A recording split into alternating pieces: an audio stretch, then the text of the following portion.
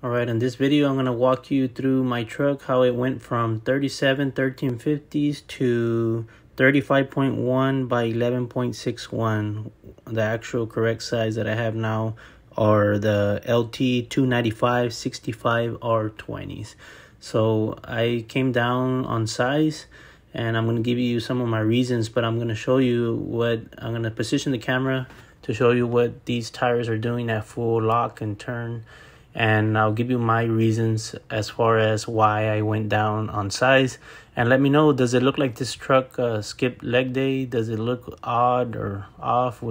Definitely, it's going to take a little getting adjusted for me personally, but one of the benefits already, it's an amazing ride in the expressway. I mean, even my son said, I'll give up the 37s for this 35s anytime, but that could be in part due to the actual tire and the brand that I'm running now. It just runs so smooth. As far as MPGs, no difference. I'm still getting the 60 miles per gallon. That's what I was getting on the other tires. I mean, keeping in mind this is a diesel, so I don't think the truck feels it, but it's amazing what a few inches could do and how it affects the look so much. But one of the reasons to start off of why I went down was because when I would turn at full lock, I was getting rubbing right there on the cross member bars, and it wasn't much, like many mentioned on the videos. It's little and it shouldn't be mentioned, but to me, just the fact that the tire was rubbing there, and it was just like sometimes either I would forget to or my wife would forget to not turn it completely, and it was just a little embarrassing to hear that noise and just also to be having to worry about that. So now that's something I don't have to worry about. Could I have gone a little bit wider? Maybe I could have gone instead of a 35, a 36 by 1250, but I was told by Discount Tire that that's not safe for a 20 by 8, and I'll show a picture later on of the factory window, actually the factory sticker that's on the driver's side door where it has your rim width. Now, he had mentioned that the newer ones for some reason came with a wider rim, a 20 by 8.5, but I was doing a little bit of research, and from what it looks like, they're still 20 by 8s.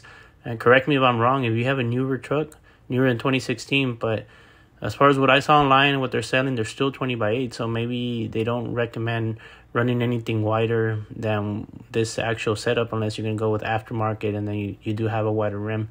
But that wasn't an option for me. I'm still trying to keep this a budget build, but on the tires, that's just something that I wasn't really willing to budget on. I think it's important to have a good riding tire, and these, I did pay $2,000 out the door for them. I didn't put the extended warranty on them, but it does have free flat repair and rotation and balancing at Discount Tire.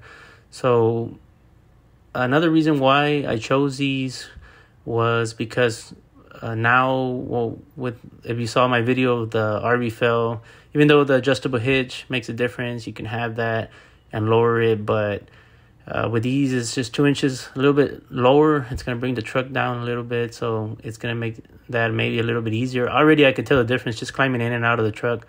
It's a lot easier with these trucks. With these tires on it, it's a little lower. So they're still pretty close right there. When you go that full lock, you can see how it still kind of gets close to that sway bar.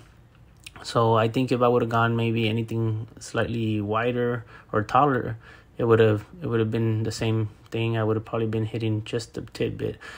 But it seems like this tire is also pretty common. I went with this one, and I didn't think too much about it because I was driving, and I still had like 25-30 miles to go, and that's when I got a really, really bad ball on one of my tires that I had, and the truck started getting that death wobble, and it was just, I didn't want to risk having a blowout, damaging the fender.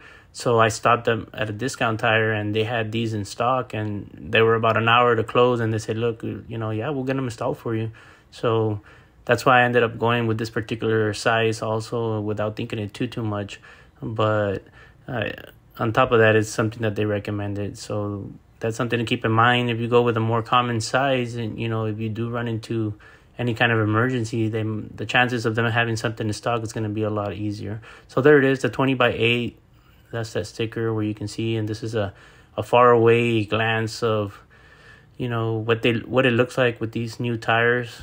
Definitely, it's different from what I had, but it doesn't look too bad in my opinion. And it could be in part because my truck has the fender flares. If yours doesn't have the fender flares, then maybe it'll look a little bit better. This truck does have a 4-inch lift. That's something I wanted to mention. Some run this size, oversized on their factory height, but this truck has a 4-inch lift. So if you like this look, then you can run this size on a 4-inch lift.